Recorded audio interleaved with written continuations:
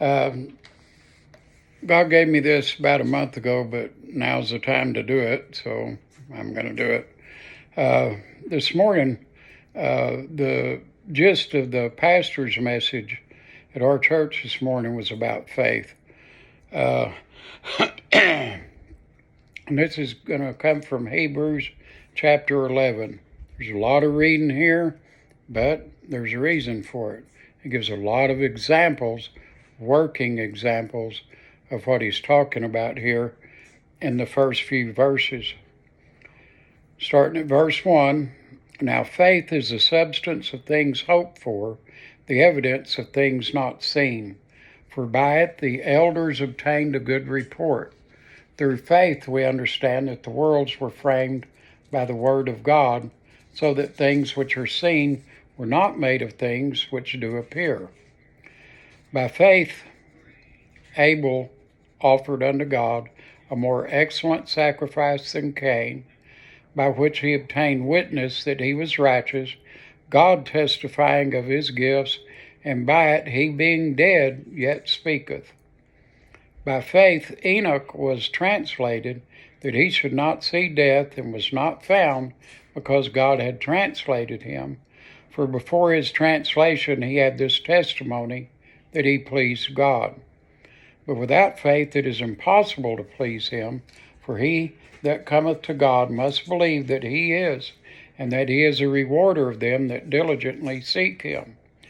By faith Noah, being warned of God of things not seen as yet, moved with fear, prepared an ark to the saving of his house, by the which he condemned the world, and became heir of the righteousness which is by faith. What it's talking about there is it had never rained.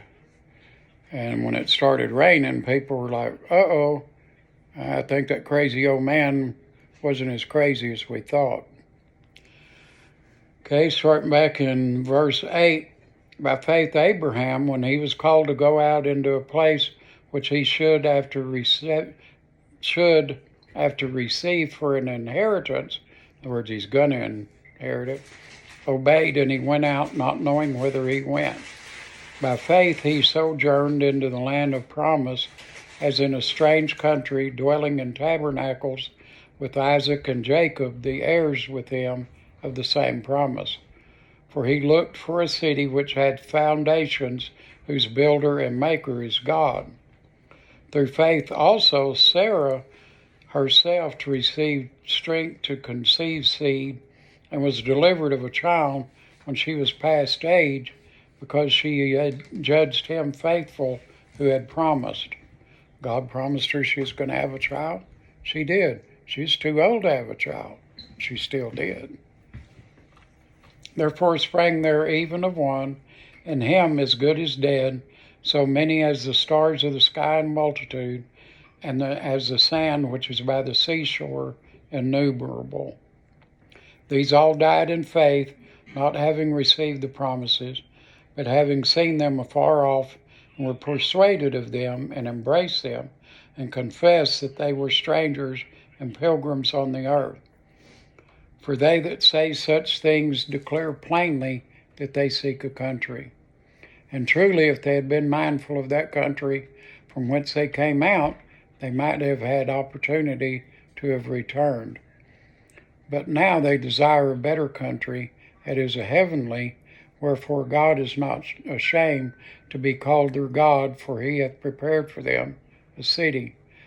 By faith Abraham, when he was tried, offered up Isaac, and he that had received the promises offered up his only begotten son, of whom it was said, that in Isaac shall thy seed be called, accounting that God was able to raise him up even from the dead, from whence also he received him a figure. By faith Isaac blessed Jacob and Esau concerning things to come. It gets a little shorter here, but he brings up more names. By faith Jacob, when he was a-dying, blessed both the sons of Joseph, and worshipped, leaning upon the top of his staff. By faith, Joseph, when he died, made mention of the departing of the children of Israel and gave commandment concerning his bones. He was saying, don't leave my bones in Egypt. I want them to be taken to Israel. By faith, Moses, when he was born, was hid 3 months of his parents because they saw he was a proper child and they were not afraid of the king's commandment. By faith, Moses, when he was come to years, refused to be called the son of Pharaoh's daughter, choosing rather to suffer affliction with the people of God than to enjoy the pleasures of sin for a season.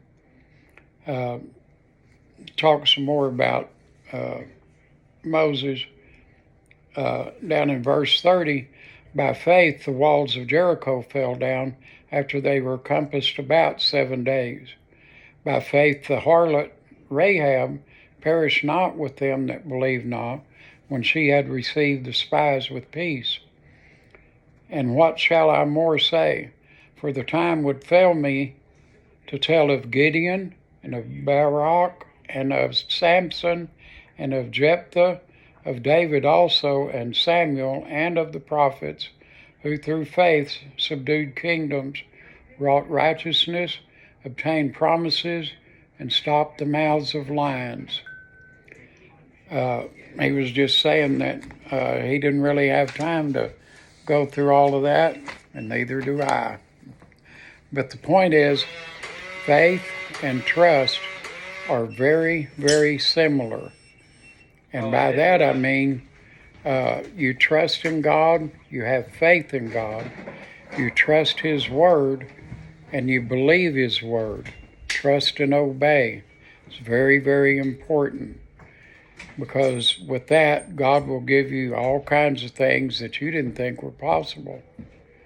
It's just like who around here, as you know of, was just walking along the road and just disappeared. Well, Enoch and Elijah both just went. God took them. We don't think of those things as possible. But with God, all things are possible. I love y'all. We'll see you next time. Bye.